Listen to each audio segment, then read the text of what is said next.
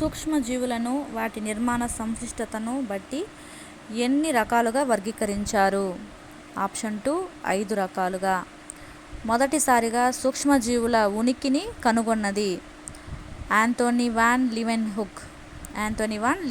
మొదటిసారిగా సూక్ష్మజీవుల ఉనికిని కనుగొన్నది ఆంథోనీ వాన్ లీవెన్హుక్. నెక్స్ట్, కేంద్రకం ఉండని సూక్ష్మజీవులను ఏమంటారు? కేంద్రకం లేని సూక్ష్మజీవులను ఏమంటారు? కేంద్రక పూర్వ జీవులు, ప్రొకారియట్. నెక్స్ట్, సూక్ష్మజీవుల అధ్యయనాన్ని ఏమంటారు? మైక్రోబయాలజీ. నెక్స్ట్, అతి చిన్న సూక్ష్మజీవులు వైరస్లు. నెక్స్ట్ క్వశ్చన్, వైరస్లు ఒక జీవి నుంచి ఇతర జీవులకు ఎలా వ్యాప్తి చెందుతాయి? కీటకాలు, గాలిలోని ధూళి కణాలు, వ్యాధిగ్రస్త రక్తం, లాలాజలం, చెమట. పైవన్నీ